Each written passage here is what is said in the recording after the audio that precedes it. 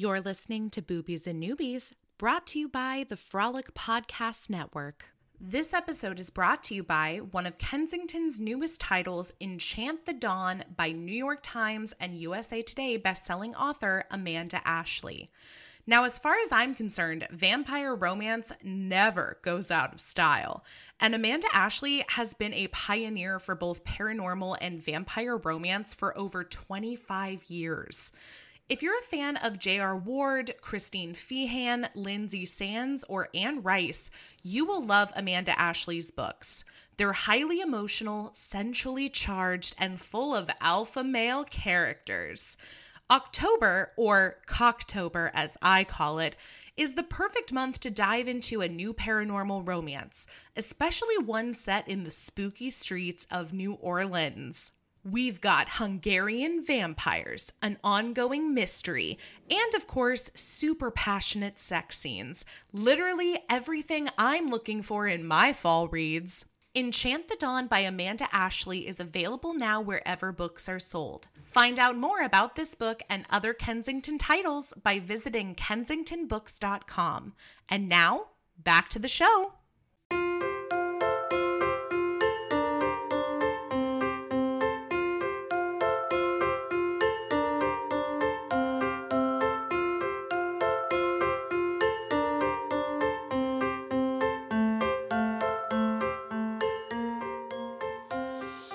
Welcome to Boobies and Newbies, the podcast that asks novice romance readers to think outside the dick in a box and brave the unbridled world of erotica. I'm your host, Kelly Reynolds, and it's time for another steamy spotlight interview with an author. Today's guest is USA Today bestselling author of The Hating Game, Sally Thorne.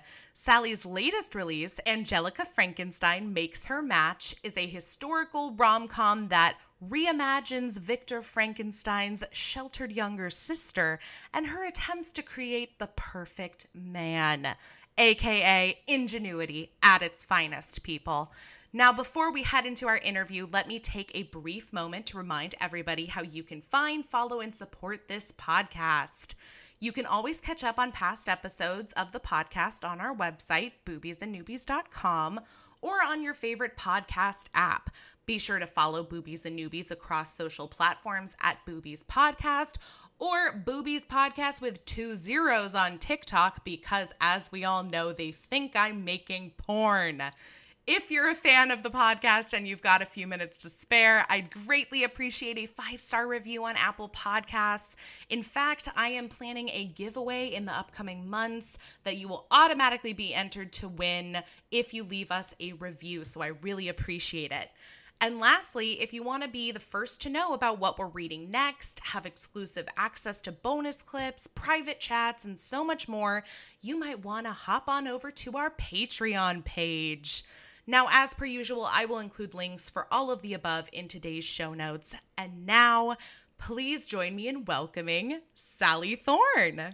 Thank you so much, Kelly, for having me. Oh, I'm delighted to have you. And I think since it was your debut novel and it made for such an incredible movie, I first have to tell you how much I enjoyed The Hating Game, both as a book and the film adaptation. It feels like so long ago that I wrote it and I'm still talking about it, which is lovely. It just keeps on going, and I loved the movie too. I was really happy with the job that they did, and I think it's really true to the book. I agree. And that's actually, I think, one of the things I loved so much about it is that, you know, I used to work in Hollywood for a short time, and I've read books, I've seen the adaptations, and, you know, I think a lot of people, especially readers, are always very critical about making sure the movie is bringing to life what they want to see because they love the book so much. And I think the team behind The Hating Game did a fantastic job of doing that. I was wondering too,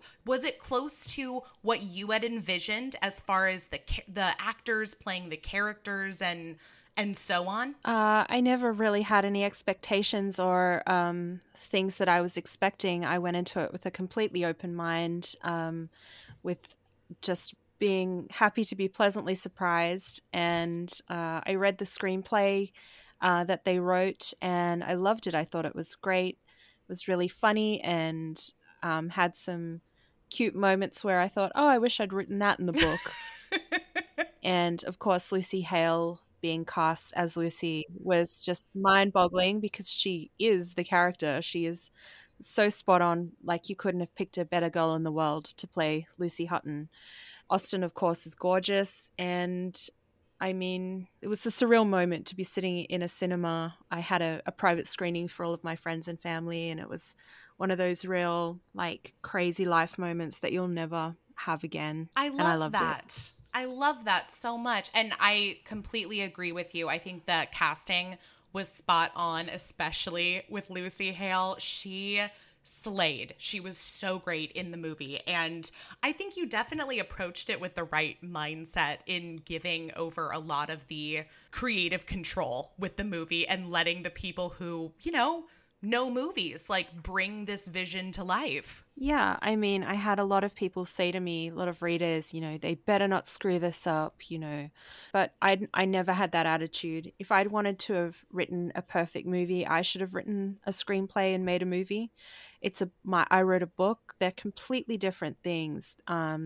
And so I've always felt that, I don't know, I've just really felt like it was a surprisingly unstressful thing for me, because I always understood that they're different. They have control of that. I can't control any of it. And I'd read the screenplay so that I knew that it was good. Yeah, I think that's the perfect attitude to have as far as, the adaptation from book to movie. So that's awesome. Well, let's talk about books, until all of your future books become movies, at which point I will be happy to talk more about movies with you. But let's talk about books, and more specifically romance, because I would love to know how your romance, both reading and writing journey began. So take us back a little bit. How did it all start? I've been reading romance since I was a kid.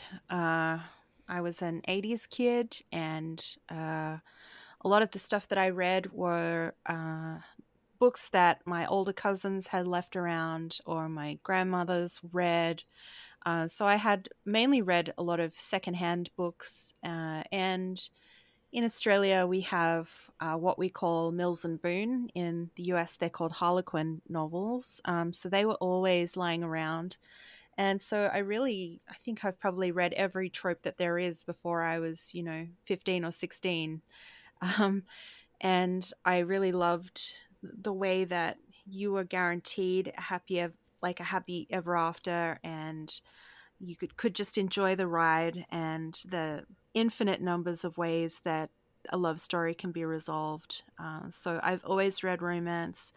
It's the only thing that I'm interested in reading and writing. So, of course, I would become a romance author. And I have a little birthmark on the inside of my arm that is a love heart shape. So I feel like maybe I'm like the chosen one, like in Buffy. Oh my gosh, it was meant to be. And also kudos on the Buffy reference. Yep. I love it. That's awesome. Well, and so as somebody who read romance from a very early age, and like you said, had probably read all of the tropes, but before you were a teenager, what's your favorite? What are some of the tropes that you come back to time and time again? I think my favorite trope is forced proximity. And all of my books have some variation of that in it. I like the characters being together and on the same page all of the time, and that's really what the hating game is. And I think that the more interesting, like, I like things like snowed in, like they're snowed in a cabin. Oh yeah. I once read the back of a book where some people were trapped inside of a basement, and I one-clicked it, and then I was disappointed when they got out of the basement too quickly. So I guess that's a window into my mind. I really like almost everything. I like characters that have been friends their whole lives. So that was my second book, 99% Mine. Mm-hmm. I do like Hate to Love, but these days I like reading really sweet, nice guys. And so I wrote one of those in Second First Impressions. I wrote a manic pixie dream boy. And I guess then moving on to the trope that is Angelika Frankenstein makes her match. I guess it's an amnesia book. It's got an amnesia trope because the man that Angelika reanimates has no memory of his former life. And I guess it's the ultimate second chance romance, really. Yes. Oh my gosh, you said so much in there that I definitely want to talk about. The first being, I feel like I'm definitely beyond the manic pixie dream girl at this point. However, the manic pixie dream boy, that I am happy to see more of. Yeah, and it's fun to write, like it's fun to write a love interest who is really open and funny and silly and doesn't take himself seriously. And he's I'm talking about Teddy in Second First Impressions. He's broke. He's a mess. He doesn't even have a towel. Like it was great fun to write. Especially he was a world away from Joshua Templeman from The Hating Game, who was really, really difficult to read as a love interest. Yes, I've read both of them, and they are polar opposites, although I love them both. So that's all I'll say about that, other than telling everybody that they should pick up those books as well. But let's talk about Angelika Frankenstein Makes Her Match, because we're heading into spooky season, which is my favorite time of year, is pretty much October through December. And to kick things off even in September with some spooky reads, I am here for it. And I I finished reading Angelika Frankenstein about a week ago. I was so blessed to have an early copy to read before we did our interview. And I think it's so funny because I recently did a podcast episode where I talked about how I am so not into the amnesia trope in romance, but I think you found a way to make me like it, Sally. Well, that's a relief. But what I love about it is that you've kind of put not only a spin on the amnesia trope in general, but also a spin on, a story that so many people have at least some familiarity with, like whether or not they've read Frankenstein or they've watched, Young Frankenstein. So many people are familiar with the character of Dr. Frankenstein and Frankenstein's monster. So it's nice to see a spin on that. But before I get too carried away talking about it, I'd love if you would just want to give a brief synopsis for the book. Sure.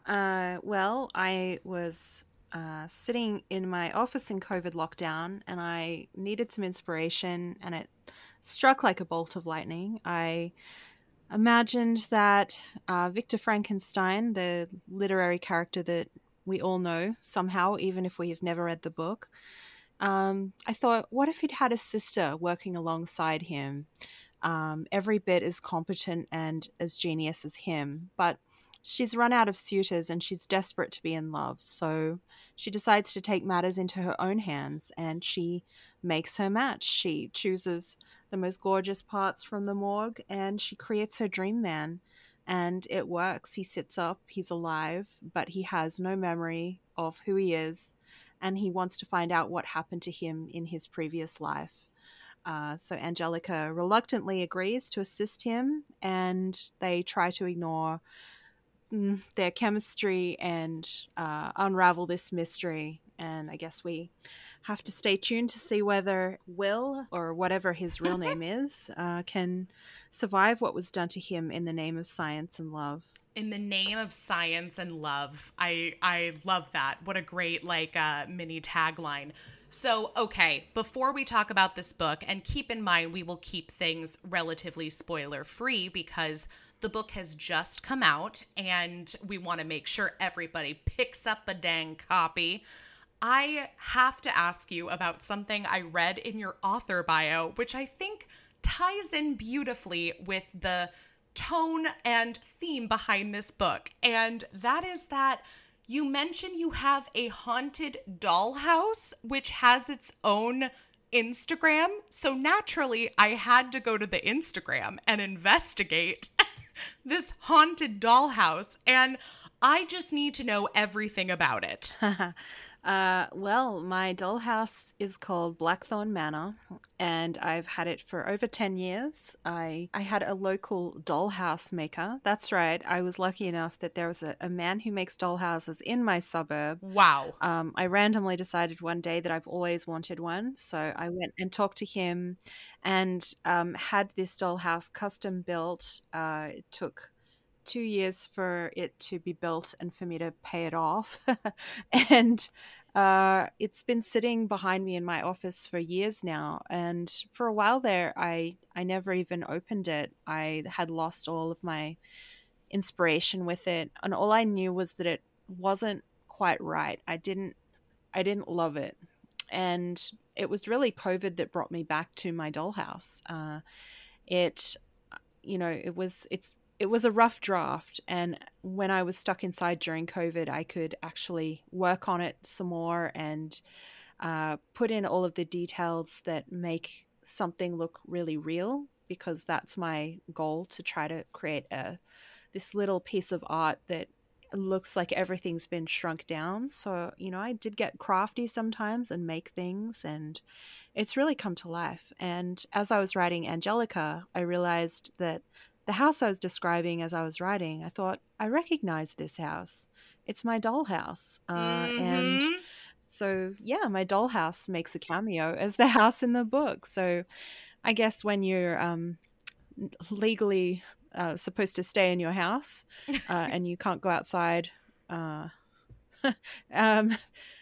according to, government lockdowns, you sort of take inspiration wherever you can find it. Yes, I have to say while I was reading it, and then after seeing that you have this haunted dollhouse, which, by the way, I will put the link for the Instagram too in our show notes, because everybody needs to check it out. But the minute I saw it, I was thinking, oh my gosh, this had to have played some sort of influence on this book, whether or not it was a conscious choice. But I saw bits of that dollhouse in the book. So there was definitely some inspiration there for sure. Oh, complete inspiration. This dollhouse, it's not just an ordinary dollhouse. It has a painting on a hinge that you can open, and behind it is a safe that you can open. So cool. And it has little gold bars in it. It has flickering fireplaces and holes in the skirting boards with mice in it, and a grizzly bear on a pedestal, and an attic for seance reading. So it's really certainly one of a kind, and I'm really proud of it. So, and it's still evolving. I'm still doing new things with it. So yeah, check out Blackthorn with an E Manor on Instagram if you want to see my dollhouse. Such a cool project, and what an incredible hobby in general. Like I've seen enough horror movies to be frightened to death of dolls, but dollhouses I do find very cool. And I have seen the pictures of this one that you've created, and it is beautiful. I can't wait to see what happens next. Stay tuned. Yes. Well, so let's talk about Angelika Frankenstein. So I have to ask, what is it about the story of Frankenstein in general, or the character of Frankenstein and Frankenstein's monster, that, you wanted to put a spin on when it came to writing this book? Like, why that story? I really don't know why this story just popped into my head out of nowhere. Usually if I'm trying to do a writing exercise or some writer's block is hitting me, I will open a Word document and I'll just try to write a page of whatever. And usually I try to write the worst fiction that I can.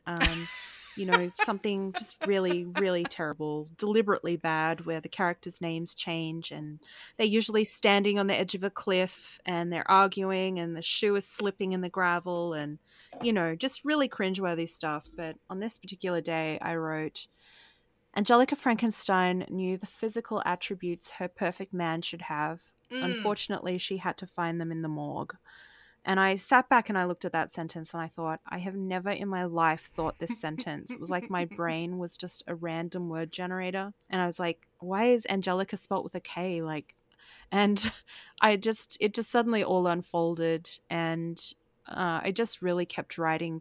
I was intrigued. I didn't know where I was going with it, but I personally like retellings of classic stories. You know, if something is like a Yes. retelling of Beauty and the Beast or something like that, I'll always be down for that. And, you know, I started writing by writing Twilight fan fiction, and so I guess I'm now writing Frankenstein fan fiction. It's just fun to use a setting that people, you know, can roughly imagine in their mind, but then you can create everything, you know, within that set. You know what I mean? And I wrote Victor Frankenstein as young and incredibly hot and muscular as well. So he's not your average No, he's like Daddy Victor Frankenstein. Yeah, he's a big, muscly redhead. And it's set in 1814. So some people are surprised that it's a historical. They thought maybe I was somehow setting it in present day. And I just feel like the title, it encapsulates the book. If you read that title, you immediately know roughly what this book is about, which is really difficult to title a book. I think this is my best title yet, because you can read that and you can understand. And if you're down for that and you have the stomach for a man stitched together, then I think you'll love it. And I do have the stomach for a man stitched together, because the men I'm meeting that aren't stitched together out here in real life are not pleasing me. So I will take the man that's been stitched together, please. Well, he's stitched together of all the best parts, but he's also an incredibly good person, which is slightly confronting for Angelika because she's a slightly bad person. And she has to really learn to recognize her privileges that she has in her life and really grow as a person. And I loved writing, you know, carriages and candlesticks, and I had to Google nearly everything to find out when it was invented. So there was a lot of procrastinating and researching. I still got a lot of things wrong, I'm sure. So all the Frankenstein PhD students, don't come for me. I was having fun. Leave me alone. Yeah, give her a break and let her keep her candlesticks, okay? But no, it's so funny because I feel like anytime I talk to somebody about writing a historical romance, they and maybe they haven't written it before, they do say one of the thing that prevents them from writing it is the undertaking of the research and like worrying that they're going to get something wrong. And honestly, I say write the book you want to write. Do the research, obviously, that's important. However, you know, I don't think the average reader is going to write a negative review because the candlesticks are brass instead of silver, you know? So, I mean, I, for one, think it's a wonderful read. And I'm a big fan, like you, of classics retelling in general. So I haven't read as many Frankenstein retellings. I've read my fair share of fairy tale retellings. I love that a lot of the Shakespeare plays are currently having retellings. And I feel like Frankenstein is not one that I get to see very often, let alone where it's the female character who is the, let's say, mad scientist character. But I love that. And I think it's such a great story to take on, but I understand the challenges, especially when you think about like who that character is. And I love that you describe her as she's not like the best person, that she's kind of a bad guy. And I love reading the evolution of characters, especially women, as not being perfect. This again goes back to me talking about how I'm kind of done with the manic pixie dream girl. Like, I love to see women who maybe don't have it all together or who do make questionable choices sometimes. So I love that you did that. Well, I hope that the tide is turning and more readers are getting into characters that are not necessarily, you know, little sweetie pie perfects. My second book, 99% Mine, Darcy is the main character, and she's like not a great person, and reviewers were really hard on her, and a lot of times I felt that it was because they didn't think she was a nice enough girl, but she was great to write, and I like it too. I like to be able to take someone Sure. that's got their flaws and make them better while they fall in love. Um, or even just have someone accepting those flaws is also good enough for me. So yeah, Angelika is rich and spoiled and lies around half the day plaiting her own hair and doing nothing really of much substance. But she learns throughout the book, you know. maybe get some stuff done. Well, so now that you've had a taste of writing a historical romance, is that something that you're interested in further exploring? Yeah, I really want to write a prequel about Victor and how Victor meets his fiancée Lizzie, but we'll just have to see how Angelika goes first. Yes. Yeah, yes, I yes, would love to yes. write it, and I probably will still write. I've started writing it, and I'll write it for myself, and then if Angelika does well, and there is actually a call for, that kind of follow up, then I'll have something ready. But I would love to. I don't really know where to go next from here, because I'm known for contemporary. Now I've written a random, unexpected historical, so I really need to sit down and look at all my future projects and work out what the hell am I doing? I love a random historical project. I don't think there's anything wrong with that, but I am also the person who will tell every writer that I think they should write whatever they damn well want to write and jump from subgenre to subgenre whenever they feel like it. So I don't take my advice, but that's at least what I think about it. And I love that you're, trying out different things, wherever the story takes you. And it seemed like this story just kind of jumped out at you for you to tell. And so I, for one, would love to read Victor's story because, like I said, red-haired, young, hot Victor Frankenstein daddy. What's the question? Like, who doesn't want to read that? Well, time shall tell. I already know the story, and I love him as a character. I like writing siblings. I've found that I like sibling dynamics, and so he was a really fun addition to write into Angelika. So yeah, we shall see. That's awesome. Yeah, no, I think this is a great foray into historical. I also think what's great about it is it gives a little bit different context for historical romance. I think too often when we think of historical, we have a very specific idea of what that looks like, and it's usually Regency England. And so to have something that's a little bit more gothic, a little darker. I think that's great just because it's a great reminder that when we talk about historical, it goes beyond one specific time period in one specific country. Yeah, I hope as the season gets colder over in the US and you all get into your spooky season that you all love so much, I hope that, this feels like the right time to sort of get into something a little darker and a little moodier, and I really enjoyed trying something different. All of my books are really different from each other. Sometimes I wish I could have come up with a series or something and stayed in the one world and made things maybe a little easier for myself in building worlds and getting readers, attached to a family or something like that, because I love reading that sort of thing too. Yeah, me too. But they all seem to be standalones, and I start again from scratch every time. It's hard, it's really hard to start again over and over. But I don't know, maybe I'll think of a family that has 8 brothers in it. Yeah, there's always like at least 7 or 8 brothers, and then there's got to be like the one sister. Every time it's this big old group of men and the one little sister. And she's usually pretty feisty. Yes. So I look forward to that series that you're going to write someday, whether it's someday soon or, a decade from now, and whether it's historical or contemporary. I think it could be fun. Oh, great. Well, I'll get you an advance copy of that imaginary book. Looking forward to it. I'll mark it on my calendar.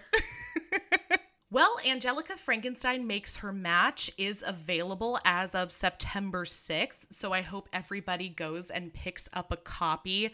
Like I said, I think it's the perfect way to dive into spooky season. My spooky season basically begins after 4th of July, so I, for one, am very ready for it to happen, and I know it's very different over in your neck of the woods, Sally, but, you know, as the weather does cool down and the leaves are falling and the pumpkin spice is brewing, there's nothing I like quite like a gothic romance or with a little bit of horror. Like that is my kind of love language. So I'm curious, I know you're in Australia. What is Halloween a thing? Like, what does that look like over there? It's not really a thing. It wasn't a thing for me when I was a kid. But I think they're trying to make it a thing now. So some kids will try trick-or-treating, but because most of the households don't participate, it's probably not that exciting for them. It's always fun for kids to dress up, but it's not real. We don't really have a spooky season here, but who knows? Maybe it's just going to evolve over time. Right. Because who doesn't love like a little bit of a dark, rainy night and, you know, a steaming mug and a blanket and turning your phone on, do not disturb. Like everyone loves that. Yeah, you are speaking all of my favorite keywords. So I, for one, am super excited. I am going to keep my fingers crossed for more of the Frankensteins in the future. However, for now, like I said, this book is available. I hope everybody picks up a copy. And Sally, where can everybody find and follow you and keep up to date with what's going on with you and your writing? Well, I have a readers group on Facebook. It's called Sally Thorne's Flamethrowers. You can join that. You could go to my website, sallythorneauthor.com. Or I'm on Instagram, Sally Thorne Author, or as I mentioned, my dollhouse also has an Instagram. But, you know, you really shouldn't be seeing me online too much because that means I'm not writing another book. That's an excellent point, which makes me worried because I am working on a holiday novella right now and I am spending way too much time on social media currently. So that is a great reminder for me to get offline and get back to writing. Very good. So I will be doing that as soon as we wrap up our interview. But last thing I want to ask you that I am always curious about to hear from authors, and that is there a dream project or a story you are dying to tell? One that just kind of lurks around your brain at night? A story that I would love to tell. I've written a motorcycle series just for myself. Oh. It's totally, obviously, totally left field of anything I've written at the moment. So that's the story that I've loved to write. I wrote it just for myself. Sometimes you have to have little secret projects, and that's mine. So I don't know if it will ever see the light of day.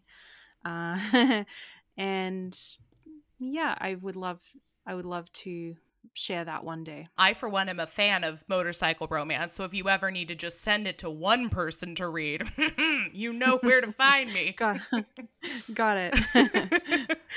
I love it. Well, it has been such a delight chatting with you, and I'm so excited about this new release. I know you said that you write a little bit of everything, and it doesn't all necessarily go together, and that's okay. I'm excited to read, when authors take chances and try something outside of their wheelhouse, so to speak. So Angelika Frankenstein Makes Her Match is a win for me. And I think everybody who's a fan of Frankenstein, who's a fan of, anything spooky with their romance will absolutely adore this. So Sally, thank you so much for writing it and for hanging out with me. Thank you so much for having me. It's been so lovely to chat. And thanks for all these great questions. Yeah, of course. I am always full of questions, and you know that I'm going to have more about that motorcycle romance in the future.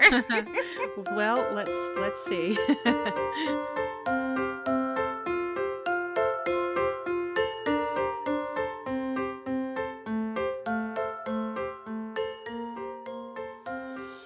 Thanks so much for listening. Boobies and Newbies is part of the Frolic Podcast Network. Find more podcasts you'll love at frolic.media/podcasts. You can follow Boobies and Newbies on Facebook, Twitter, and Instagram at Boobies Podcast.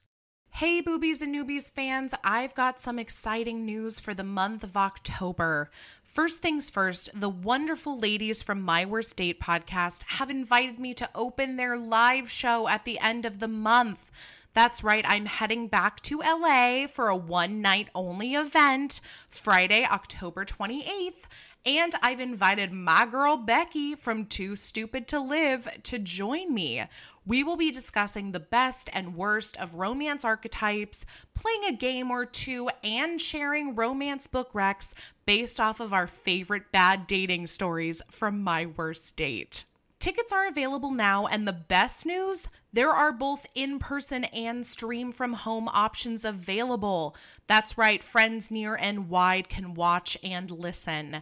So grab your tickets now using the link in any of my social media bios or by visiting boobiesandnewbies.com. And as if that wasn't exciting enough, October is also the release month for my debut holiday novella, Meet Me in Los Feliz. Now, if you like bisexual heroes who paint their nails, plus-size heroines with purple hair, sexy shenanigans involving toys and pajama onesies, and Christmas in a big city where, for once, it does not snow, then I highly recommend pre-ordering a copy. Meet Me in Los Feliz is available October 25th in both paperback and ebook, and if you do attend the live show in person, I'll be selling and signing copies. I'll also be offering signed copies and swag packs for a limited time only, so look out for that announcement soon. Thank you so much for supporting the podcast, and I hope that support will continue as I start to write and publish my own romance novels.